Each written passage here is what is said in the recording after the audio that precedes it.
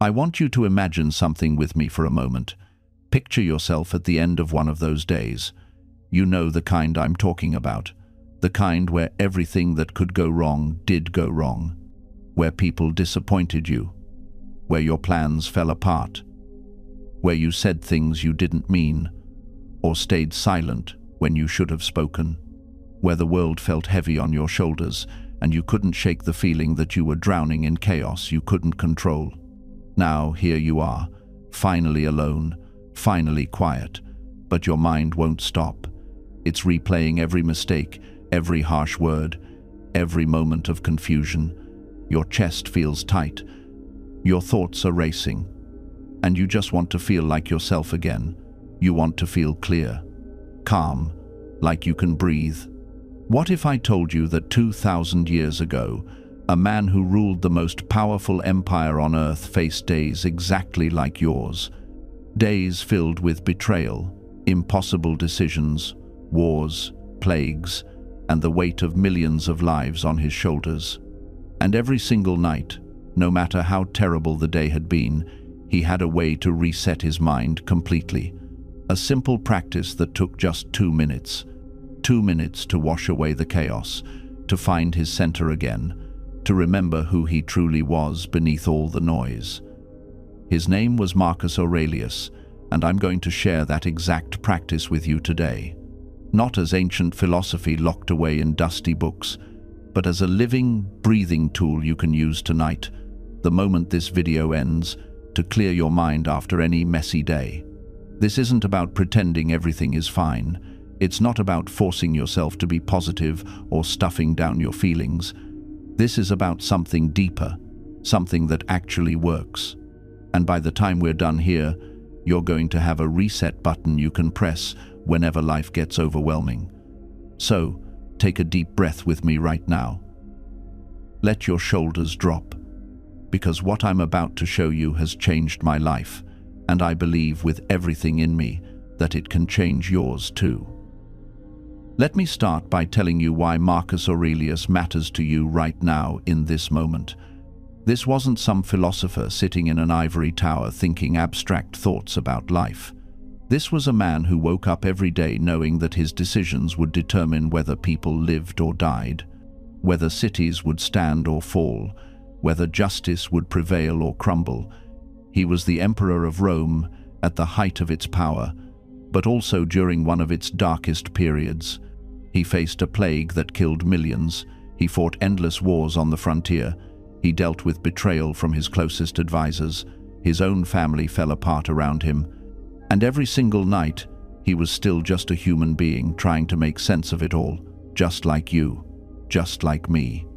The Stoic tradition teaches us that we are all part of something greater, a cosmic order, a divine reason that permeates everything. Marcus called it the Logos, the rational principle that binds the universe together. And here's what's extraordinary. He genuinely believed that everything that happens for a reason, not in some shallow Instagram quote kind of way, but in a profound, challenging way that demands we lean into difficulty rather than away from it. When plague swept through Rome, killing thousands upon thousands, Marcus didn't shake his fist at the gods. He didn't question why terrible things happened to good people. Instead, he asked himself, what can I learn from this? How can I use this to become better? That's the difference between reactive and responsive living. Most of us are reactive. Something bad happens, and we crumble, we blame, we spiral into victimhood. We waste precious days, weeks, months, dwelling on the unfairness of it all. But Marcus was responsive. He'd look at catastrophe and say, all right, this is the hand I've been dealt. What now? There's a passage where he writes about how everything is just raw material. A fallen tree isn't good or bad, it's just wood. The carpenter can use it to build a table or let it rot. The circumstance is neutral. What matters is what you do with it, your perspective, your choice. And that word choice, that's the heart of everything. Because here's what Marcus understood that most people miss. You don't control what happens to you. You never did. The universe doesn't consult your preferences. Life doesn't check your schedule before throwing chaos at your door, but you always control how you respond. Always. That's your power. That's your freedom. Even when everything else is stripped away, your health, your wealth, your reputation, no one can force you to hate. No one can make you bitter. That's your inner citadel, as Marcus called it. The fortress of your mind that remains unconquerable as long as you choose to defend it. But defending it requires constant work. Every morning, Marcus would wake before dawn. While the palace slept, while servants dreamed and soldiers changed their watch, he would sit with his thoughts, not in luxury, but in discipline. He would remind himself, when you wake up in the morning, tell yourself, the people I deal with today will be meddling, ungrateful, arrogant, dishonest, jealous, and surly. Does that sound pessimistic? It's not. It's preparation. He wasn't complaining about humanity. He was fortifying his mind against disappointment. He was refusing to be shocked by human nature. Because when you expect perfection from people, you surrender your peace to their inevitable failures. When you understand that people will act according to their nature, you become unshakable. Think about your last frustration with someone, your coworker who took credit for your idea, your friend who cancelled plans last minute, your family member who criticized your choices. Were you angry because of what they did, or because you expected them to be different than they are? Marcus would say, your suffering came from the gap between expectation and reality. Close that gap, and the suffering vanishes. But here's what makes this philosophy dangerous, in the best way. It doesn't stop at acceptance. Marcus didn't just tolerate difficult people. He saw them as his teachers. The impediment to action advances action. What stands in the way becomes the way. Every obstacle is an opportunity to practice virtue. That arrogant colleague, a chance to practice patience. That betrayal, an opportunity to practice forgiveness, or at least understanding. The universe isn't punishing you with challenges. It's asking you, what kind of person will you become in response to this? This is where most people misunderstand Stoicism. They think it's about becoming cold, emotionless, detached. But Marcus wept for his children. He loved deeply. He felt grief, frustration, pain. The difference is, he didn't let those feelings control him. He experienced them, acknowledged them, and then chose his response. That's not suppression. That's sovereignty. And you need to hear this. Sovereignty over your emotions doesn't make you cold. It makes you powerful. The moment you stop being yanked around by every feeling that surfaces, you become dangerous to mediocrity. You become someone who can't be manipulated by manufactured outrage, can't be distracted by petty drama, can't be derailed by temporary discomfort. Marcus called this the inner citadel. A fortress no external event can breach. Not because you've built walls around your heart, but because you've built awareness around your reactions. Think about the last time someone cut you off in traffic. That flash of rage, natural, human. But here's what Marcus would ask. Is your anger changing their driving? Is it improving your day? Or is it just poisoning your next 10 minutes while that person drives on, completely unaffected by your internal turmoil? You're giving them free rent in your head, and they don't even know you exist. This is what most people do all day, every day. They hand over their emotional remote control to whoever happens to bump into them.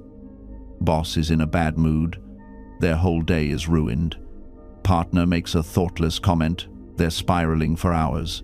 Someone disagrees with them online, they're composing mental arguments in the shower 3 days later. Marcus would see this as voluntary slavery. You're choosing to be controlled by things that can't actually touch your inner world unless you open the door and invite them in. Now, I know what you're thinking. But I can't just not care about things. That's not realistic. And you're right. Sort of. Marcus didn't advocate not caring.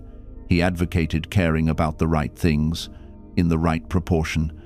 He cared deeply about justice, about duty, about being a good father and leader.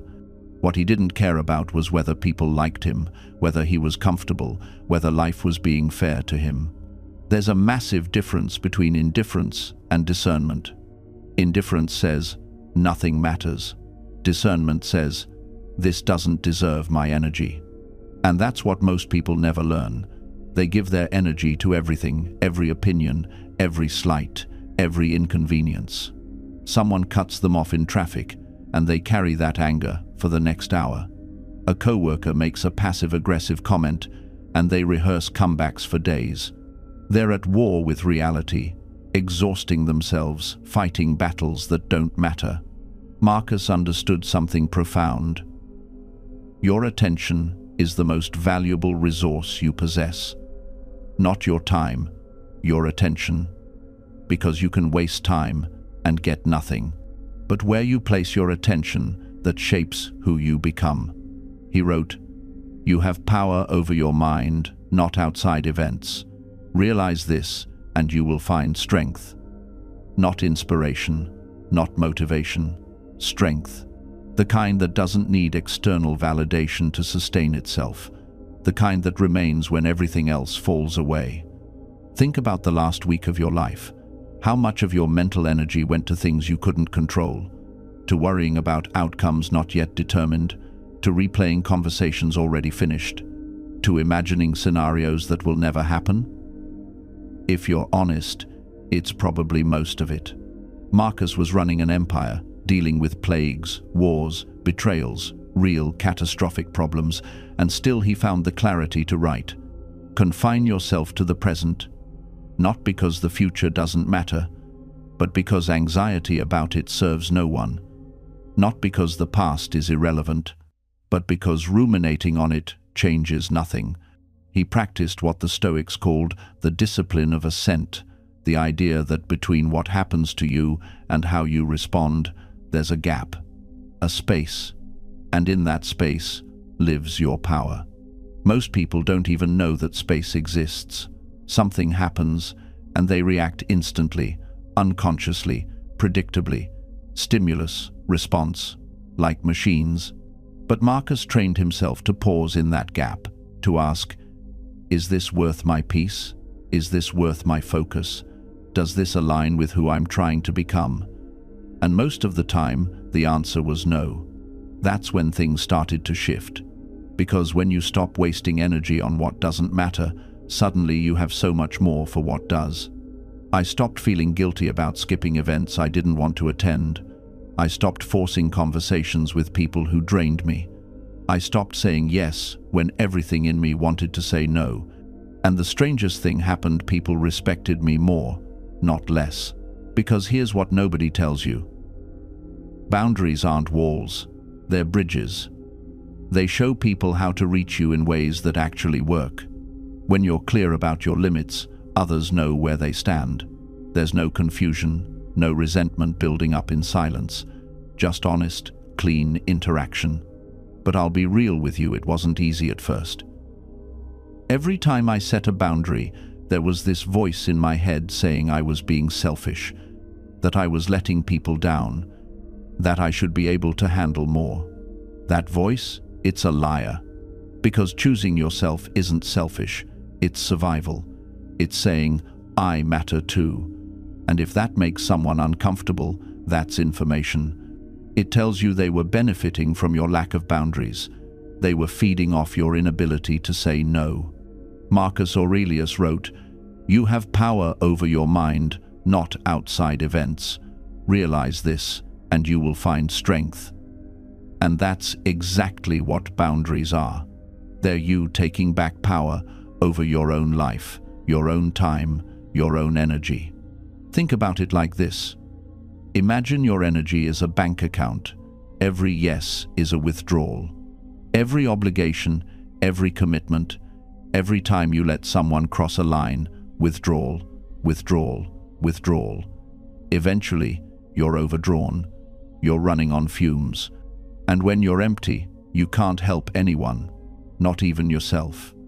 Boundaries are deposits. They refill you. They protect what matters, so you have something left to give where it counts. And look, I'm not saying become a hermit. I'm not saying cut everyone off and live on a mountain. I'm saying be intentional. Be selective. Treat your energy like the precious resource it is. Because let me tell you something about people who drain you. They don't do it by accident. I'm not saying they're evil or malicious, but there's a pattern you need to recognize. Energy vampires aren't mythical creatures.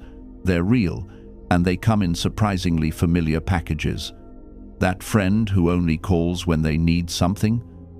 That's not friendship. That's convenience. The colleague who dumps their emotional baggage on your desk every single morning? That's not connection. That's using you as an unpaid therapist. The family member who criticizes every decision you make but never offers genuine support? That's not love. That's control wrapped in obligation. And here's what makes this so difficult. These people often mean well. They're not twirling mustaches plotting your downfall. They're just so absorbed in their own pain, their own drama, their own needs, that they can't see what they're taking from you. They're drowning, and they're grabbing onto you as a life raft, not realizing they're pulling you under with them. I learned this the hard way. I used to think being a good person meant being available to everyone, all the time. If someone needed me, I showed up. If someone called, I answered. If someone was struggling, I dropped everything. And you know what happened? I became invisible to myself. My own needs, my own goals, my own peace. They all took a back seat to everyone else's emergencies. Until one day, I realized something profound. Helping people who don't want to help themselves isn't compassion, it's enabling. It's not kindness. It's self-destruction disguised as virtue. Look at your own life right now. Who are the people who leave you feeling lighter after you interact with them? And who are the ones who leave you feeling exhausted, anxious, second-guessing yourself? Pay attention to that feeling. Your body knows before your mind catches up. This doesn't mean abandoning everyone who's going through a hard time. We all have seasons of struggle. Real relationships weather those storms together. But there's a difference between supporting someone through a crisis and becoming their permanent crutch. One is temporary. The other is indefinite. The test isn't whether you can help someone. The test is whether your help is actually helping them move forward or just making it easier for them to stay stuck. I learned this the hard way with someone I cared about deeply. Every time they hit a financial crisis, and there was always a crisis, I'd step in. Rent money here, grocery money there, a loan that we both knew would never be repaid. And each time, I told myself I was being a good person, a loyal friend, someone who shows up when it matters. But here's what I didn't want to see. My help was removing the natural consequence that would have forced them to change. Every time I rescued them, I delayed the moment when they'd have to confront their own choices, the spending habits they refused to examine, the job opportunities they kept turning down because they weren't the right fit, the pattern of self-sabotage they'd perfected over years. I wasn't helping them grow, I was helping them avoid growth. And the worst part? They started to expect it. What began as gratitude slowly transformed into entitlement. The requests became more frequent, more casual, less apologetic. And when I finally, after months of this cycle, said I couldn't help anymore, I wasn't met with understanding. I was met with anger. How could I abandon them in their time of need? That's when it hit me. I hadn't been playing the role of friend. I'd been playing the role of enabler. And the person I thought I was helping had learned to depend on my intervention rather than their own resilience. There's a concept in psychology called learned helplessness. When someone repeatedly experiences situations where their actions don't affect outcomes because someone else always intervenes, they stop trying. They genuinely begin to believe they're incapable of solving their own problems. Sometimes the most loving thing you can do is step back and let someone face the full weight of their choices, not because you don't care, but because you care enough to want them to discover their own strength. That's the paradox, isn't it? The person who truly loves you wants you to need them less, not more. They want to work themselves out of the job of being your crutch. They celebrate when you stand on your own, even if it means you might walk away. I think about the people who shaped me most profoundly. Not one of them made it easy for me.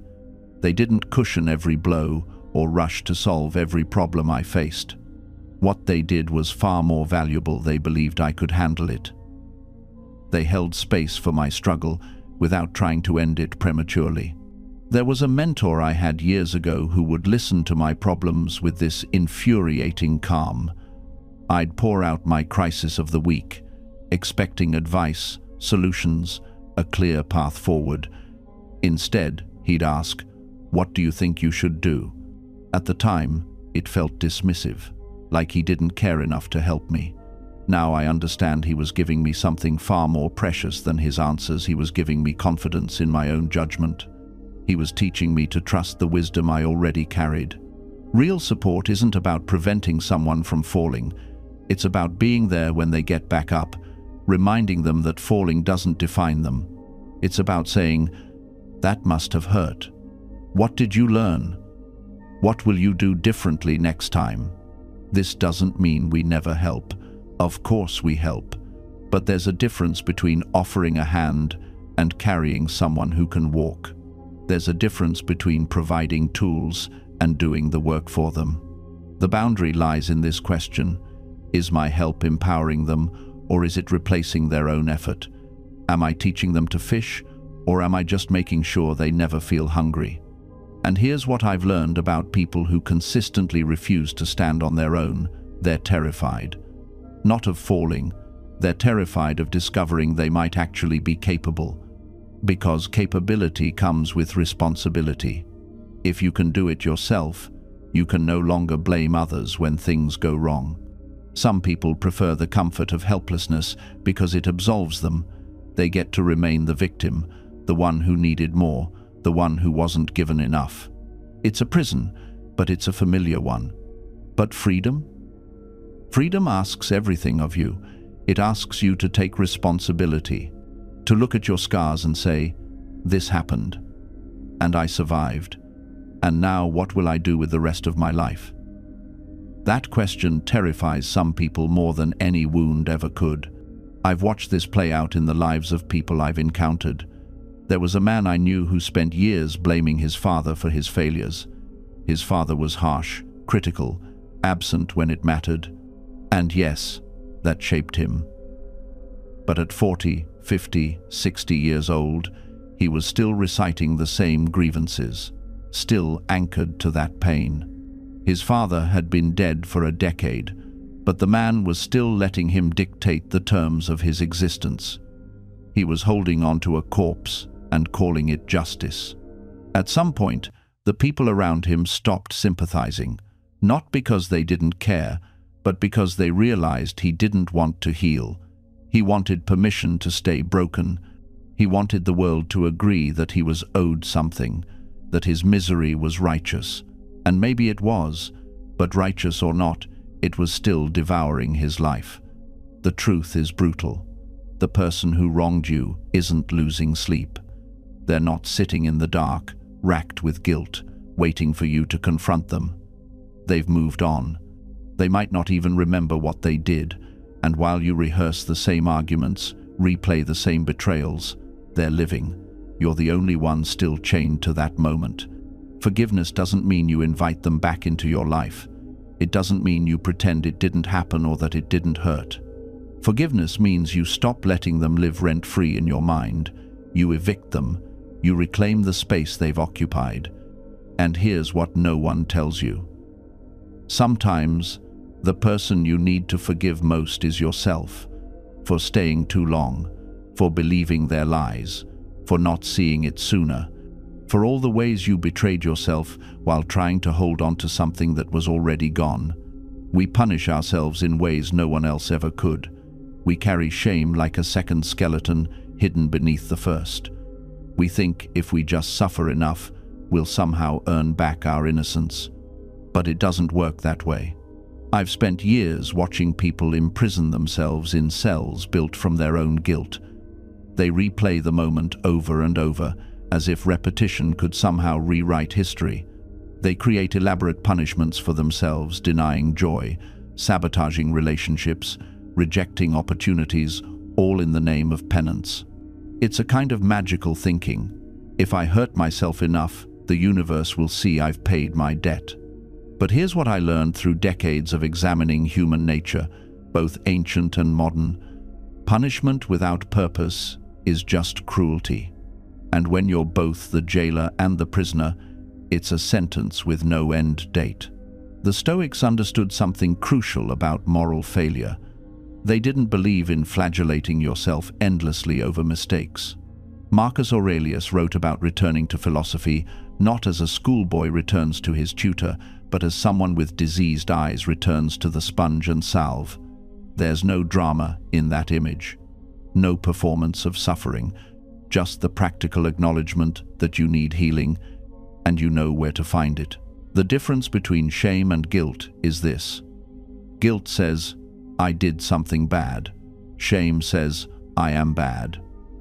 Guilt can motivate change. Shame only paralyzes. When you're drowning in shame, every attempt to improve feels like hypocrisy. You think, who am I to try to be better? I don't deserve redemption. And so you stay exactly where you are, festering in your own self-contempt. I see this particularly in people who've hurt others through infidelity, addiction, neglect, betrayal. They wear their shame like hair shirts, believing that their visible suffering somehow compensates the people they've harmed. But here's the uncomfortable truth. Your self-punishment does nothing for your victims. They don't need to see you suffer. They need to see you actually become different. Your suffering is not a payment plan for redemption. I learned this when I met a man who destroyed his marriage through years of lying and emotional manipulation. He spent 2 years after the divorce in what he called penance. He isolated himself, refused to date, rejected invitations from friends who still cared about him. He wore his loneliness like a monk's robe. But when I asked him what he'd actually learned about why he lied, about what need the manipulation was filling, about what patterns from his childhood he was repeating, he had no answers. He'd spent 2 years punishing himself, but not 1 hour truly examining himself. His ex-wife didn't need him to suffer. She needed him to understand. She needed him to become the kind of person who wouldn't do to someone else what he'd done to her. His self-flagellation gave her nothing. Real atonement is not passive suffering. It's active transformation. It means getting uncomfortable with your patterns. It means sitting with a therapist or a trusted friend and asking the questions that make your stomach turn. Why do I do this? What am I protecting? What am I afraid of? It means making actual, tangible changes in how you show up. Not grand gestures, daily disciplines. Catching yourself when the old pattern starts to emerge. Choosing differently even when it costs you something. One woman I know betrayed a friend's confidence in a moment of gossip-fueled bonding with others. Her punishment instinct was to grovel, to send long apologetic texts, to publicly shame herself. But what her friend actually needed was to know it wouldn't happen again. So instead, she did the harder thing. She examined why she'd done it, the insecurity that made others' attention feel necessary, the old habit of buying belonging with secrets. She worked on those roots. And then, months later, when another opportunity for gossip arose, she chose silence. Then did it again. And again. That's atonement. Not the dramatic gesture, but the quiet revolution of becoming someone different. Your victims don't need your suffering. They need your growth.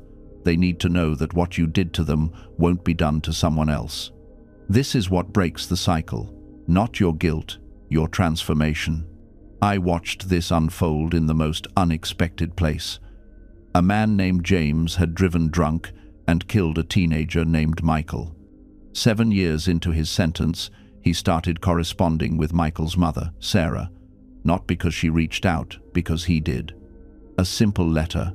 I don't expect forgiveness. I don't deserve a response. But I need you to know I think about Michael every single day. Sarah didn't respond for 8 months. When she finally did, she didn't offer forgiveness. She offered something else. If you're genuine about this, prove it. James was released 3 years later. He started speaking at high schools about drunk driving, not the sanitized version they show in driver's ed, the real version, the sound the impact made. The police officer's face when he delivered the news, the way Michael's mother collapsed at the funeral. He made students sit in that discomfort. He refused to let them look away. In 15 years, James spoke to over 40,000 students. The data from those schools showed a measurable decrease in drunk driving incidents. Not massive, not miraculous, but real. Sarah attended one of his talks, unannounced, 10 years after Michael's death. Afterward, she approached him. She still didn't say, "I forgive you." What she said was, "Michael would have been 32 today, and because of what you're doing, some other mother still has her 32-year-old son. That doesn't erase what happened, but it means something." That's the difference between self-indulgent guilt and restorative action. James didn't earn absolution, he earned meaning. He transformed his worst moment into a barrier between potential victims and potential perpetrators. And here's what nobody tells you about that transformation. It doesn't feel redemptive while you're doing it. It feels like dragging yourself through broken glass every single day. It feels like opening the wound repeatedly instead of letting it scar over. It feels harder than just drowning in guilt, because guilt is passive. Guilt lets you suffer in place. Transformation demands movement. It demands that you become someone your past self wouldn't recognize. You want to know what transformation actually looks like? It's not a single moment. It's not the dramatic scene where everything changes. It's the 1,000 small decisions that compound. It's choosing silence when your old self would have defended. It's walking away from an argument you know you'd win, but that would cost you peace. It's apologizing when every fiber of your being wants to justify. I've watched people transform in ways that seemed impossible. The angry man who learned to pause before speaking. The victim who became someone who no longer needed that identity. The perfectionist who finally accepted that done is better than perfect. But here's what nobody tells you. Transformation is lonely. Because the person you're becoming doesn't fit in the spaces your old self occupied. Your old friends might not recognize your new boundaries. Your family might resist the version of you that no longer plays the role they assigned you. There's a specific kind of grief that comes with outgrowing your former life. You mourn the simplicity of being unchanged.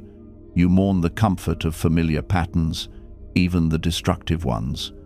And you will be constantly tempted to go back, to slip into old behaviors because they're easier, because they're known, because transformation requires you to stay uncomfortable far longer than seems reasonable. I've seen people on the edge of breakthrough turn around and walk back into their prison because freedom felt too uncertain. The universe will test your commitment to change. It will put your old triggers directly in your path. It will resurrect situations that used to break you, not as punishment, but as graduation exams. Can you be this new person when everything around you is screaming for you to react the old way? Most people fail these tests the first dozen times. They think that means transformation isn't working. But that's exactly when it is working. You're not supposed to be perfect. You're supposed to notice, to catch yourself mid-pattern and choose differently, even if it's just 5 seconds earlier than last time. Progress isn't linear. It's not even a clean upward slope. It's chaotic. It's 2 steps forward, 1 step back, 3 steps sideways, and occasionally falling flat on your face, only to realize you've somehow ended up further than you started. This is where most people quit. They see the chaos, they feel the frustration, and they think they're doing it wrong. They think progress should feel linear, measured, predictable, like climbing a ladder. But that's not how humans work. That's not how growth works. Real transformation is messy, non-linear, sometimes even backwards looking. You'll have days where you feel like a completely different person, confident, capable, on top of the world. And then the next day, you'll wake up and feel like you've learned absolutely nothing, like you're back at square one. And here's the thing, both versions are true. You are changing, and you're also still the same person fighting the same battles. That's not failure. That's just what being human looks like. The mistake we make is thinking that once we fix something, it stays fixed. Like we're machines getting software updates. Depression patched. Anxiety debugged. Self-worth, version 2 now installed. But it doesn't work that way. These things come in waves. You might go months feeling solid, and then one random Tuesday, that old familiar heaviness creeps back in. Not because you failed, not because you didn't try hard enough, but because healing isn't a destination, it's a practice. And the frustrating truth? The thing that used to crush you might still hurt. It just hurts differently. The wound might still be there, but your relationship to it changes. You learn to hold it without letting it consume you. You learn that you can feel the pain and still keep moving. That's the growth. Not the absence of struggle, but the capacity to struggle and survive. I think about my own journey, all the times I thought I had finally arrived, finally figured it out, finally become the person I was supposed to be. And every single time, life reminded me I was still in process, still learning, still stumbling, and at first, that felt like defeat.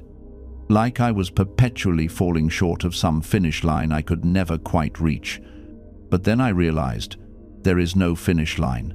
There's just the next step, and the next, and the one after that. And some of those steps take you forward, some take you sideways, some drop you right back where you started.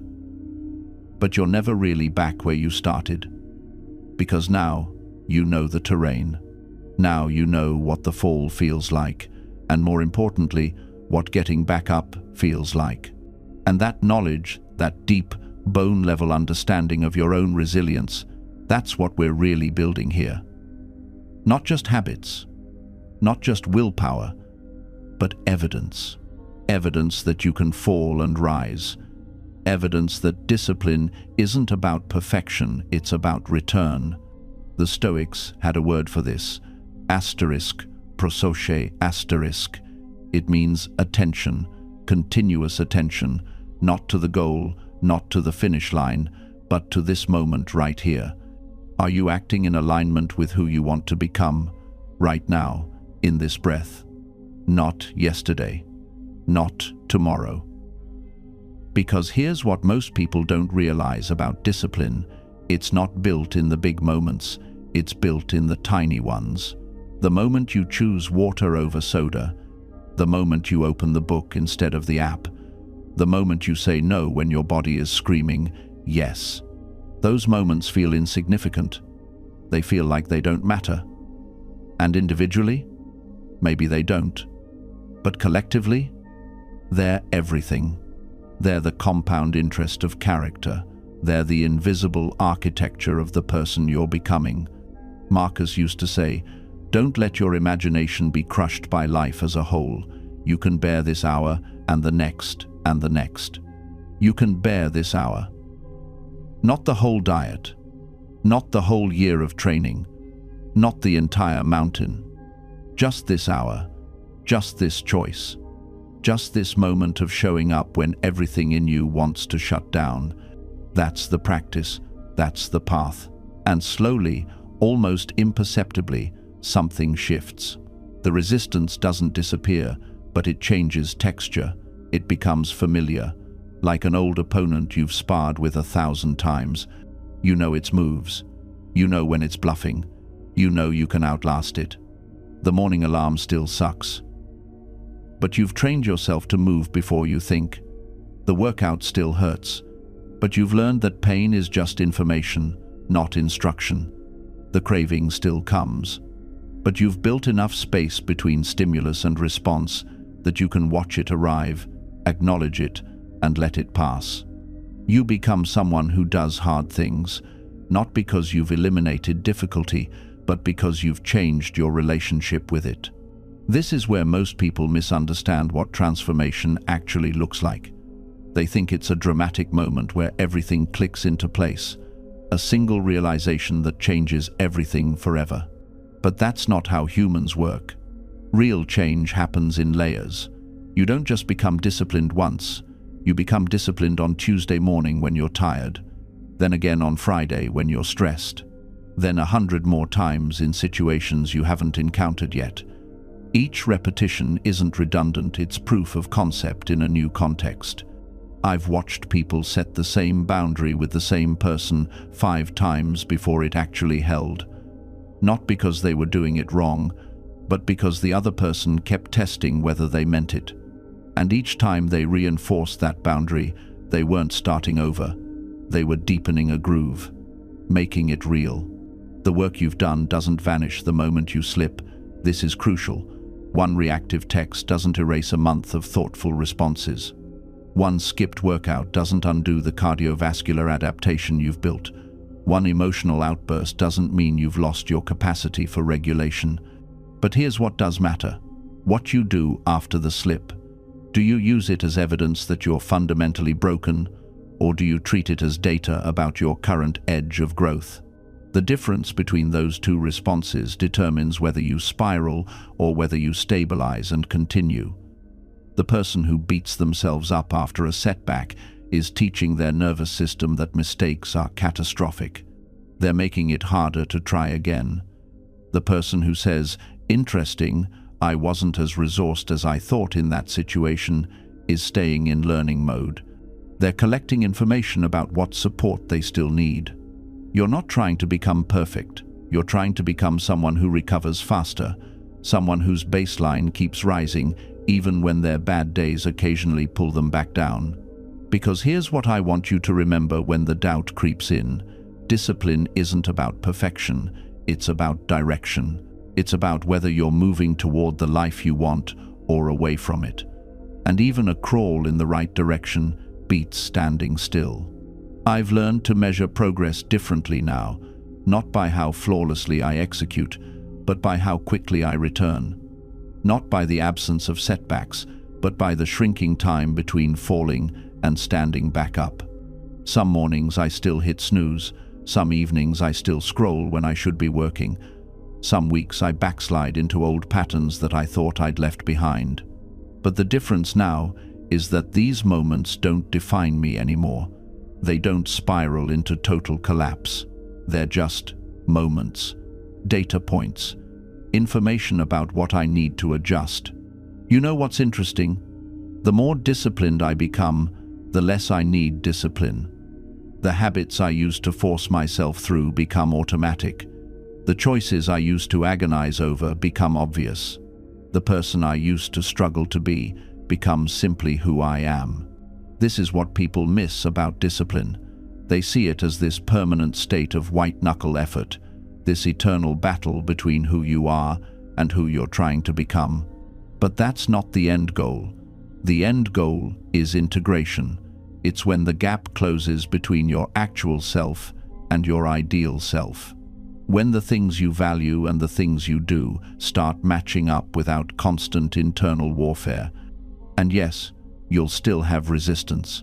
You'll still have days where everything feels hard. But it's different. It's like, imagine the difference between swimming against the current and swimming with occasional waves. One exhausts you, the other just requires adjustment. I look back now at who I was 3 years ago, 5 years ago, 10 years ago, and I don't even recognize that person. Not because I've become someone else, but because I've become more myself. The version of me that wasn't buried under excuses and distraction and fear. That person was always there. Discipline just cleared away everything that was covering them up. And that's what this whole thing has been about. Not becoming someone new, not achieving perfection, not proving anything to anyone, just removing the obstacles between you and the life you actually want to live. And the beautiful thing? The life you actually want to live is probably simpler than you think. Not simpler as in easier, simpler as in clearer, more direct, less cluttered with things that don't matter. When I stripped away the noise, the endless content consumption, the performance of productivity, the constant need to optimize every moment, I found something underneath. Something that had been there all along, just waiting. A quiet morning with coffee and a book I actually wanted to read. Conversations that went deeper than surface pleasantries. Work that felt like contribution, not just accumulation. Time to think without immediately reaching for my phone to fill the silence. These aren't revolutionary insights. They're not going to change the world. But they changed my world. And that's enough. You see, we've been sold this idea that transformation has to be dramatic, that if you're not completely reinventing yourself, you're not really changing. But real transformation? It's quiet. It's incremental. It's the accumulation of 1,000 small decisions that, over time, become a different life. It's choosing the walk over the scroll, the real conversation over the digital validation, the difficult truth over the comfortable lie. It's not sexy. It won't make a good before and after photo, but it's real. And the thing about real change is that it compounds, not in a hustle culture, get-rich-quick way, in a genuine, sustainable way. Each time you choose presence over distraction, it gets easier. Each time you set a boundary and honor it, you reinforce your own authority. Each time you do the thing that matters, instead of the thing that's easy, you build evidence for a new identity. Not the identity you perform for others, the identity you live when no one's watching. That's the version of yourself that actually matters. That's the one you have to face in the mirror. That's the one you'll be at the end of your life, looking back. And I don't know about you, but I don't want to look back and see someone who spent their precious time optimizing their productivity stack while missing their actual life. I want to see someone who was present, who tried, who failed and got back up, who loved deeply and worked meaningfully and didn't waste energy on things that didn't matter. Someone who understood that discipline isn't about perfection, it's about direction. And that's what this whole thing comes down to. Direction. Not arrival, not achievement, not some finish line where you finally get to rest. Just the simple, profound practice of moving toward what matters and away from what doesn't. Every single day. For the rest of your life. That's it. That's discipline.